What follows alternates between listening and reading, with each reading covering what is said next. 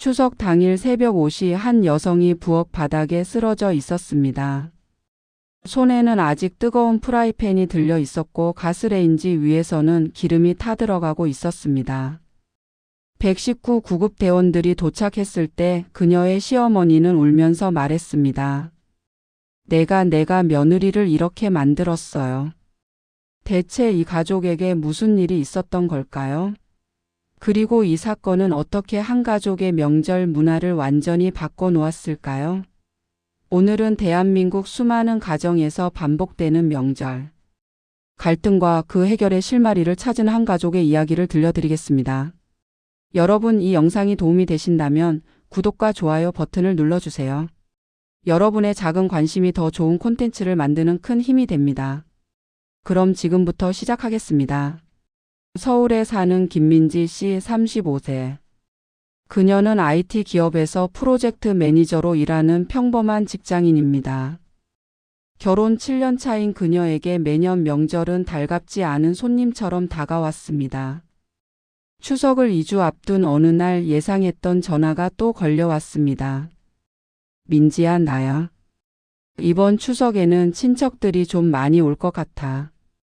큰아버님 댁에서도 오신다고 하시고 작은 집에서도 애들 다 데리고 온대. 그러니까 저는 평소보다 2배는 붙여야 할 거야. 시어머니의 목소리는 언제나처럼 다정했지만 민지 씨의 어깨는 그 말 한마디 한마디에 점점 더 무거워졌습니다.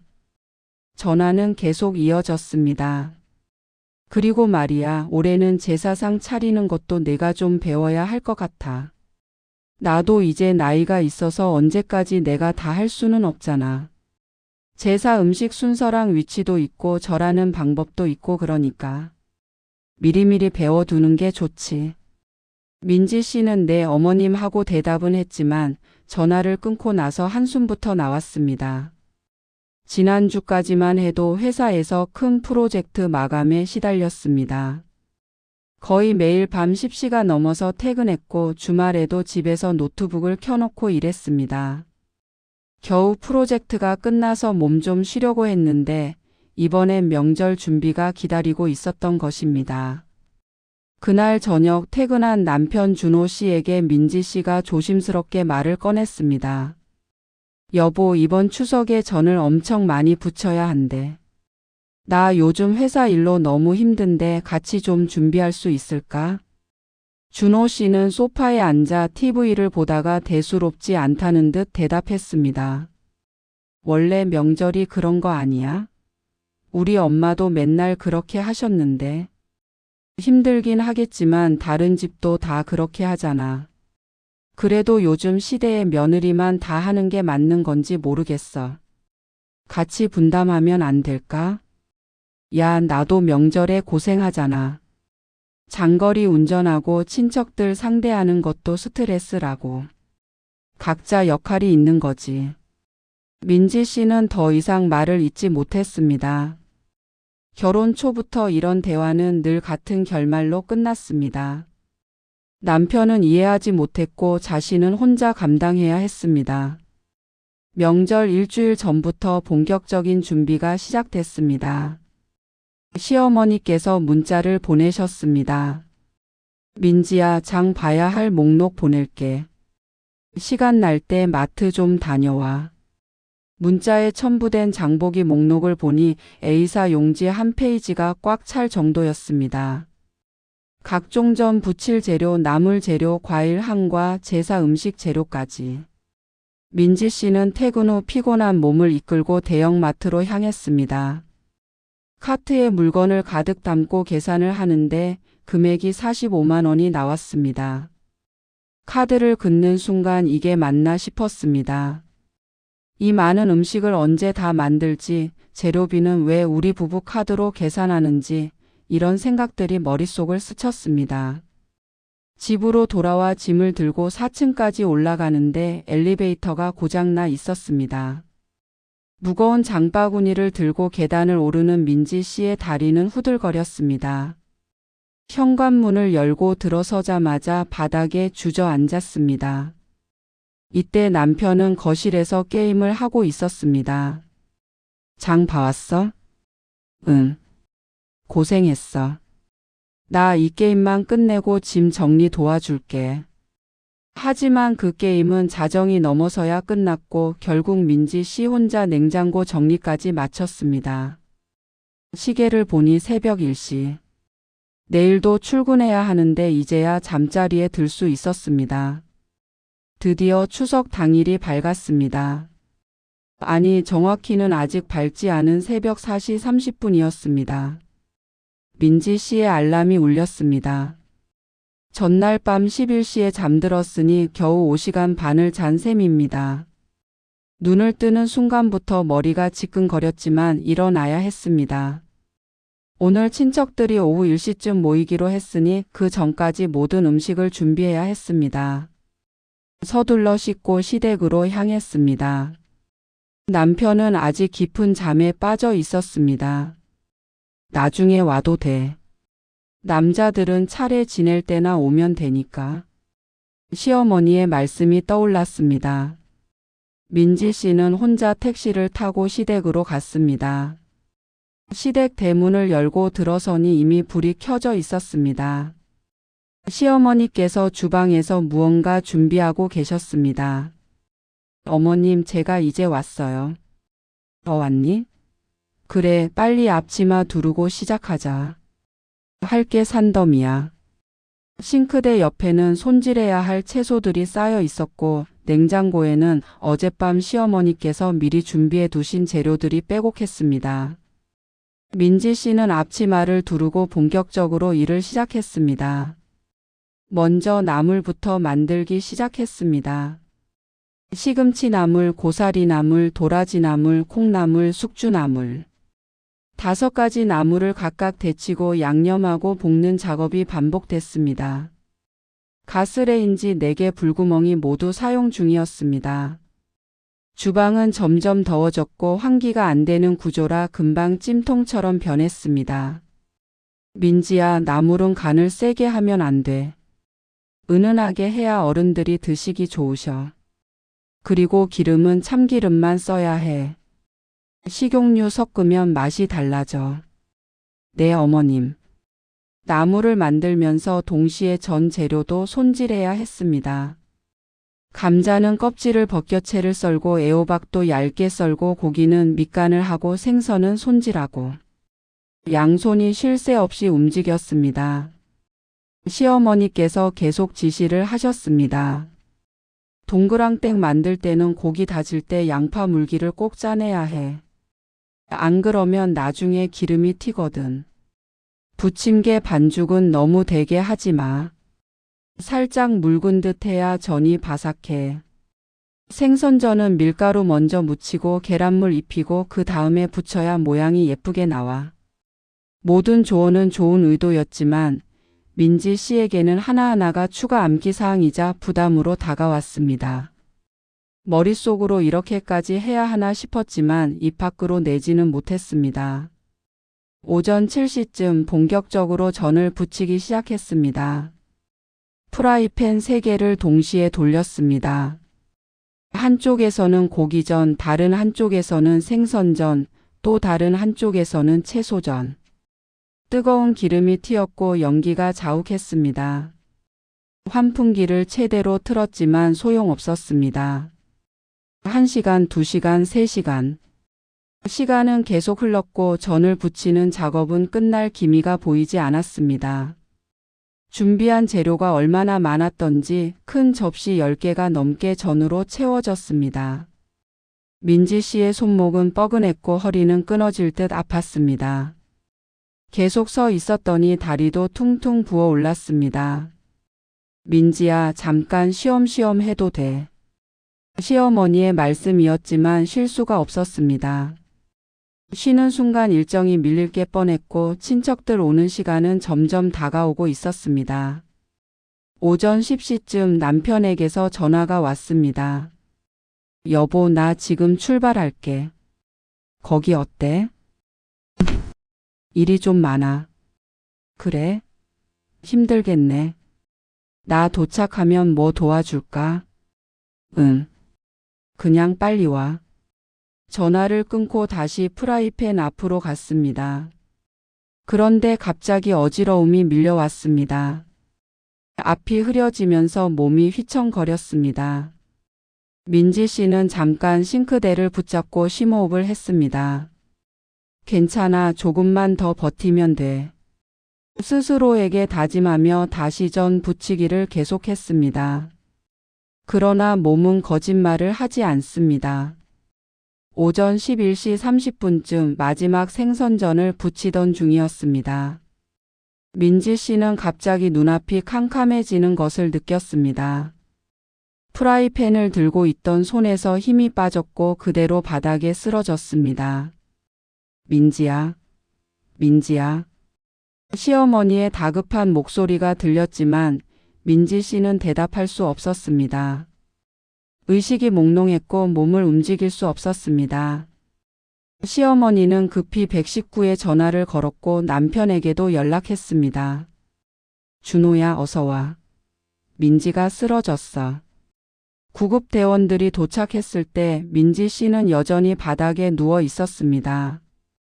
혈압을 재보니 위험할 정도로 낮았고 극심한 피로와 탈수 증상을 보였습니다. 구급대원은 즉시 병원 이송을 결정했습니다.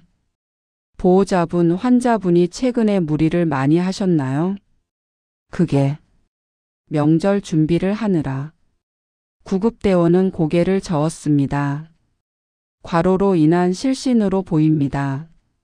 계속 이런 식으로 무리하시면 더 큰 문제가 생길 수 있어요.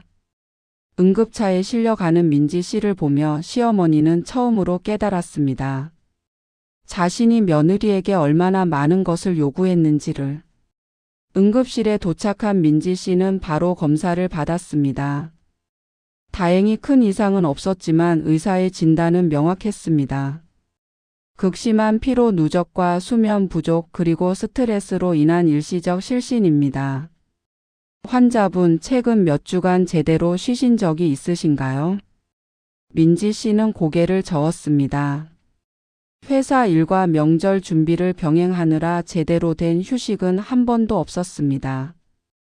이대로 가면 면역력이 급격히 떨어지고 만성 피로 증후군으로 이어질 수 있습니다. 심하면 우울증이나 불안장애까지 올 수 있어요. 당장은 며칠간 절대 안정이 필요하고 장기적으로는 생활 패턴을 완전히 바꾸셔야 합니다. 응급실 커튼 밖에서 이 이야기를 듣고 있던 시어머니의 얼굴이 굳어졌습니다. 옆에 서 있던 남편 준호 씨도 마찬가지였습니다. 의사가 나간 후 시어머니가 조심스럽게 커튼을 열고 들어왔습니다. 민지 씨는 링거를 맞으며 침대에 누워 있었습니다. 창백한 얼굴, 지친 눈빛. 시어머니는 그제야 며느리가 얼마나 힘들었을지 실감했습니다. 민지야. 시어머니의 목소리가 떨렸습니다. 어머님 괜찮아요. 제가 체력이 약해서 그래요. 아니야. 내가 너무 모르고 있었구나. 시어머니는 민지 씨 옆 의자에 앉으며 눈시울을 붉혔습니다. 나도 젊었을 때 시집살이 하면서 명절마다 이렇게 고생했어. 그때는 정말 힘들었지. 근데 세월이 지나니까 그게 당연한 줄 알았나 봐. 며느리면 당연히 이렇게 해야 한다고 생각했어. 그게 얼마나 힘든 일인지 얼마나 부당한 일인지 잊어버렸던 거야. 민지 씨는 처음으로 시어머니의 진심 어린 사과를 들었습니다. 내가 겪었던 고생을 너한테 똑같이 시킨 거구나. 나는 그게 전통이고 예의고 당연한 거라고 생각했는데 그게 아니었어. 미안하다, 민지야. 그 순간 민지 씨의 눈에서도 눈물이 흘러내렸습니다. 그동안 쌓였던 억울함, 외로움, 분노 그런 감정들이 눈물과 함께 흘러나왔습니다. 남편 준호 씨도 아내의 손을 잡았습니다. 여보 미안해. 나도 너무 무심했어. 내가 얼마나 힘들었는지 제대로 보지 못했어. 원래 그런 거라고 말한 게 정말 잘못된 말이었어. 그날 오후 시댁에서는 차례가 간소하게 치러졌습니다. 미리 와 있던 친척들은 민지 씨가 쓰러진 이야기를 듣고 모두 놀랐습니다. 큰아버지가 말씀하셨습니다. 요즘 세상에 이렇게까지 준비할 필요가 있나? 우리 때문에 젊은 사람이 쓰러지면 그게 무슨 명절인가? 작은 아버지도 거들었습니다. 맞아. 형님, 이제는 좀 바꿔야 해. 명절이 가족 모이는 즐거운 날이지 누군가를 쓰러뜨리는 날이 되면 안 되지. 그날 차례상은 전년도의 절반 정도로 차려졌습니다. 그래도 아무도 불평하지 않았습니다. 오히려 이 정도면 충분하다, 이게 더 낫다는 말들이 오갔습니다. 저녁 무렵 병원에서 돌아온 민지 씨를 보고 친척들이 모두 걱정했습니다. 민지야, 괜찮니? 앞으로는 무리하지 마라 하는 따뜻한 말들을 들으며 민지 씨는 비로소 이 가족의 일원으로 받아들여지는 느낌을 받았습니다. 추석 연휴가 끝나고 일주일 후 시댁에서 특별한 가족회의가 열렸습니다. 시어머니의 제안이었습니다. 우리 이번 일을 계기로 앞으로 명절을 어떻게 보낼지 제대로 이야기해보자. 거실에는 시부모님, 준호 씨 부부 그리고 시누이 가족까지 모였습니다. 총 8명이 둘러 앉았습니다. 시어머니가 먼저 입을 열었습니다. 이번에 민지가 쓰러진 걸 보고 내가 많은 걸 깨달았어. 우리가 지금까지 해온 방식이 잘못됐다는 걸. 특히 며느리한테만 모든 걸 떠넘긴 게 정말 잘못됐어. 시아버지도 고개를 끄덕이며 말씀하셨습니다. 나도 반성해야 해. 명절 때 나는 그냥 손님처럼 앉아서 기다리기만 했지. 이제는 나도 뭔가 해야겠어. 시누이도 한마디 거들었습니다. 저도 마찬가지예요. 친정에 오면 엄마랑 올케만 고생하고 저는 애들 핑계 대고 빠져 있었어요. 그것도 잘못이었어요. 분위기가 진지하게 무르익자 본격적으로 대안을 논의하기 시작했습니다. 첫 번째 안건은 제사 간소화였습니다. 시아버지가 먼저 의견을 냈습니다. 제사상을 꼭 전통 방식대로 차려야 하나 싶어. 조상님들도 후손들이 고생하는 걸 원하시지 않을 거야. 필수적인 것만 차리고 나머지는 과감히 줄이자. 구체적으로 음식 가지수를 20가지에서 10가지로 줄이기로 했습니다. 그리고 제사 시간도 자정에서 저녁 8시로 앞당기기로 결정했습니다. 이렇게 하면 준비 시간도 줄고 다들 덜 피곤할 수 있었습니다. 두 번째 안건은 음식 준비 방식이었습니다. 시어머니가 제안했습니다. 전이나 복잡한 음식은 절반은 사오는 게 어떨까? 요즘 백화점이나 마트에 명절 음식 세트 잘 나와 있더라고. 처음에는 사온 음식을 제사상에 하는 반응도 있었지만 곧 모두 동의했습니다. 중요한 건 형식이 아니라 마음이라는 것을, 그리고 살아있는 사람들의 건강과 행복이라는 것을 깨달았기 때문입니다. 구체적으로 저는 절반만 직접 부치고 나머지는 구매하기로 했습니다. 한과나 과일도 적당량만 준비하기로 했습니다. 이것만으로도 준비 시간이 절반 이상 줄어들 것으로 예상됐습니다. 세 번째 안건은 역할 분담이었습니다. 이 부분이 가장 중요했습니다.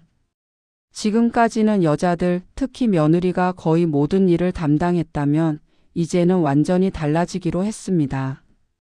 준호 씨가 먼저 손을 들었습니다. 저는 장보기를 맡겠습니다. 그리고 설거지도 제가 하겠습니다. 시아버지도 가세했습니다. 나는 청소를 맡지. 명절 전날 집안 청소하고 명절 끝나고도 정리하는 거 내가 하마. 시누이도 말했습니다. 저는 나물이랑 간단한 반찬들을 맡을게요. 그리고 애들도 나이가 있으니까 상 차리고 정리하는 거 도와주라고 할게요. 역할 분담표를 만들었습니다. A사 용지에 명절 3일 전부터 당일, 그리고 다음 날까지의 모든 할 일을 적고 누가 무엇을 맡을지 명확히 했습니다. 더 이상 한 사람에게 모든 것이 집중되지 않도록 말입니다. 네 번째 안건은 비용 분담이었습니다. 지금까지는 준호 씨 부부가 대부분의 재료비를 부담했는데 이것도 불공평하다는 의견이 나왔습니다. 앞으로는 명절 비용을 형제들이 나눠서 내자. 각자 형편에 맞게. 신우이가 적극 동의했습니다. 맞아요. 저희도 당연히 분담해야죠. 오빠네만 부담하는 게 말이 안 되잖아요. 마지막 안건은 명절 당일 스케줄이었습니다. 더 이상 새벽부터 시작하는 지옥 같은 스케줄은 없기로 했습니다. 명절 전날 미리 할 수 있는 건 다 해놓고 당일에는 최소한만 하자. 그리고 모이는 시간도 오후 3시쯤으로 하면 어떨까? 모두 동의했습니다. 이렇게 하면 아침에 여유를 가질 수 있고 사람들도 덜 피곤하게 모일 수 있었습니다. 회의가 끝날 무렵 시어머니가 민지 씨를 보며 말했습니다. 민지야, 그동안 정말 고생 많았어. 앞으로는 명절이 즐거운 날이 되도록 우리 모두 함께 노력하자. 민지 씨는 시어머니의 손을 잡았습니다. 어머님, 이렇게 이야기 나눌 수 있어서 감사해요. 저도 가족의 일원으로서 할 일은 할게요. 다만 혼자 다 하는 게 아니라 같이 하는 거잖아요. 그럼 그래야지. 그날 가족 회의에서 만들어진 우리 집 명절 새 규칙은 냉장고에 붙여졌습니다. 모두가 볼 수 있는 곳에 있지 않기 위해. 그의 설날 달라진 명절 풍경이 펼쳐졌습니다. 설 3일 전 시아버지와 준호 씨는 함께 마트에 갔습니다. 장보기 목록을 들고 두 남자가 카트를 밀며 이야기를 나누는 모습이 낯설면서도 보기 좋았습니다. 아버지, 이 나물이 맞나요? 그거. 민지한테 사진 보내서 확인해봐. 예전에는 상상도 못했던 장면이었습니다. 장보기가 여자들만의 일이라고 생각했던 시절은 지나갔습니다. 설 2일 전 본격적인 준비가 시작됐습니다. 하지만 이번에는 분위기가 완전히 달랐습니다. 시댁 주방에는 시어머니 민지 씨, 시누이 세 사람이 함께 있었습니다. 그리고 거실에서는 시아버지와 준호 씨가 청소기를 돌리고 걸레질을 하고 있었습니다. 아빠, 소파 밑에도 청소해야 해요. 시누이의 딸 10살 난 조카가 외쳤습니다. 아이들도 나이에 맞는 역할을 맡았습니다. 과일 씻기, 상 정리하기 같은 간단한 일들이었지만 가족 모두가 참여한다는 것 자체가 의미 있었습니다. 주방에서는 일이 한결 수월하게 진행됐습니다. 백화점에서 구매한 전과 한과가 냉장고에 준비돼 있었고 직접 만들어야 할 음식은 절반으로 줄었습니다. 올케, 이거 간 좀 봐줄래? 내가 하면 어머니가 싱겁다고 하실까봐. 언니, 저도 잘 모르겠어요. 같이 맛보고 결정해요. 예전 같으면 긴장된 분위기였겠지만 이제는 서로 도우며 웃음이 나는 분위기였습니다. 시어머니가 말씀하셨습니다. 너희들끼리 알아서 해. 나는 좀 실난다. 나이가 있어서 계속 서 있으면 힘들어. 어머니, 당연하죠. 좀 쉬세요. 예전의 시어머니라면 상상도 못할 모습이었습니다. 모든 것을 감독하고 지시하고 완벽하게 해야 한다는 강박에서 벗어난 것입니다. 오후쯤 준호 씨가 주방으로 들어왔습니다. 여보, 내가 할 거 없어? 청소는 다 끝났는데. 그럼 설거지 좀 해줄래? 설거지가 진짜 많이 나왔어. 오케이. 남편이 싱크대 앞에 서서 설거지를 하는 모습을 보며 민지 씨는 미소를 지었습니다. 결혼 7년 만에 처음 보는 광경이었습니다. 설날 당일 오후 3시에 가족들이 모였습니다. 예전처럼 새벽부터 허겁지겁 준비하지 않아도 됐습니다. 모두 여유 있게 아침을 먹고 옷을 차려입고 편안하게 올 수 있었습니다. 차례상은 간소했지만 정갈했습니다. 10가지 음식이 가지런히 놓여 있었고 그것으로 충분했습니다. 차례를 지내는 동안 큰아버지가 말씀하셨습니다. 작년보다 훨씬 좋구만. 이게 진짜 명절이지. 누가 쓰러지고 누가 병원 가고 그러는 게 무슨 명절인가. 차례가 끝나고 음식을 나눠 먹는 시간. 모두들 맛있다 이 정도면 충분하다고 했습니다. 실제로 음식이 부족하다고 느끼는 사람은 아무도 없었습니다. 설거지 시간이 되자 남자들이 모두 일어났습니다. 우리가 할게.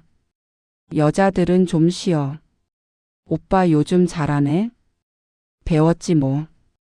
이제 나도 설거지 전문가야. 거실에서는 여자들이 차를 마시며 이야기를 나눴습니다. 예전 같으면 주방에서 정신없이 일하고 있을 시간이었는데 이제는 편하게 앉아 쉴 수 있었습니다. 시어머니가 민지 씨에게 말했습니다. 민지야, 작년 일 이후로 많이 생각했어.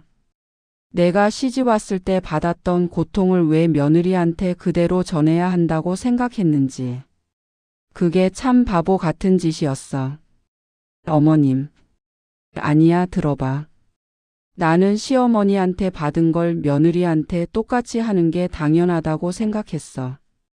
나도 그렇게 살았는데 너도 그래야지 이런 식으로. 그런데 그게 얼마나 잘못된 생각인지 이제 알겠어. 시어머니는 잠시 말을 멈췄다가 계속했습니다. 악습은 끊어야 해. 내가 고생했다고 해서 다음 세대도 고생해야 한다는 건 말이 안 돼. 오히려 내가 고생했으니까 다음 세대는 덜 고생하게 만들어야 맞는 거야. 그게 진짜 사랑이고 진짜 어른의 역할이야. 민지 씨는 시어머니의 손을 꼭 잡았습니다. 말은 필요 없었습니다. 그 순간의 감정이 모든 것을 말해주고 있었습니다. 저녁 무렵 가족들이 하나둘 돌아갈 준비를 했습니다. 예전 같으면 모두 녹초가 되어 있을 시간이었지만 이번에는 달랐습니다. 모두가 여유롭고 편안한 표정이었습니다. 이번 명절 정말 좋았어. 다들 고생 안 하고 같이 즐기고. 그러게. 진작 이렇게 할 걸 그랬어. 집으로 돌아가는 차 안에서 준호 씨가 민지 씨에게 말했습니다. 여보, 작년에 내가 쓰러진 거. 어떻게 보면 우리 가족한테 축복이었던 것 같아. 무슨 소리야? 그 일이 없었으면 우리 계속 그렇게 살았을 거 아니야. 너는 계속 혼자 고생하고 나는 모른 척하고 우리 가족은 잘못된 걸 당연하게 여기고. 근데 그 일을 계기로 모든 게 바뀌었잖아. 민지 씨도 고개를 끄덕였습니다. 맞아. 힘들었지만 덕분에 우리 가족이 변했어. 더 좋은 방향으로. 그날 밤 집에 도착해서 침대에 누운 민지 씨는 작년 명절과 올해 명절을 비교했습니다. 작년 이맘때 자신은 병원 침대에 누워 있었습니다. 링거를 맞으며 내년 명절은 어떻게 버틸까 걱정하고 있었습니다. 하지만 올해는 달랐습니다. 피곤하지 않았습니다. 스트레스 받지 않았습니다. 오히려 즐거웠습니다. 가족들과 함께 웃고 함께 일하고 함께 즐긴 명절. 이게 진짜 명절이구나 하는 생각이 들었습니다. 핸드폰을 확인해 보니 시어머니께서 단체 문자를 보내셨습니다. 오늘 다들 수고했어요. 우리 가족 모두가 함께 만든 명절 정말 좋았어요. 앞으로도 계속 이렇게 해요. 명절은 가족이 함께 만드는 거지 누구 한 사람의 몫이 아니니까요. 모두 사랑해요.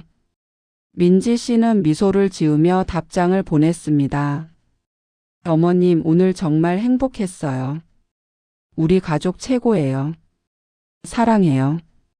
그렇게 김민지 씨네 가족의 명절은 완전히 변했습니다.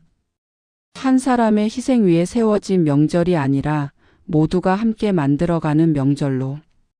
그리고 이 변화는 앞으로도 계속될 것입니다. 여러분, 오늘 이야기는 어떠셨나요? 이 이야기는 비단 한 가족만의 문제가 아닙니다. 대한민국의 수많은 가정에서 매년 반복되는 현실입니다. 명절만 되면 며느리들은 전쟁터에 나가는 심정이고 시어머니들은 나도 그렇게 살았는데 하며 당연하게 여깁니다. 하지만 우리가 고생했다고 해서 다음 세대도 똑같이 고생해야 할까요? 절대 그렇지 않습니다. 오히려 우리가 겪은 고통을 다음 세대는 겪지 않게 하는 것, 그게 진짜 사랑이고 성숙함입니다. 명절은 한 사람의 희생으로 만들어지는 게 아닙니다. 가족 모두가 함께 만들어가는 것입니다. 성별로 세대로 지위로 역할을 나누는 게 아니라 각자 할 수 있는 것을 함께 나누는 것입니다. 만약 여러분의 가정에서도 비슷한 문제가 있다면 용기를 내서 대화를 시작해 보세요. 처음에는 어색하고 어려울 수 있습니다. 하지만 한 걸음 내딛지 않으면 아무것도 변하지 않습니다. 그리고 이미 변화를 시작한 가정이 있다면 그것을 지속해 나가세요. 좋은 변화는 한순간에 만들어지지 않습니다. 꾸준히 함께 노력할 때 진짜 변화가 일어납니다. 마지막으로 이 영상이 도움이 되셨다면 구독과 좋아요, 알림 설정 부탁드립니다. 그리고 비슷한 고민을 하는 분들께 이 영상을 공유해 주세요. 우리의 작은 변화가 모여 사회 전체의 큰 변화를 만들 수 있습니다. 댓글로 여러분의 명절 이야기도 들려주세요. 좋았던 경험이든 힘들었던 경험이든 모두 소중한 이야기입니다. 우리 함께 이야기 나누며 더 나은 명절 문화를 만들어가요. 다음 영상에서 또 만나요. 여러분의 가정에 평화와 행복이 가득하길 바랍니다. 감사합니다.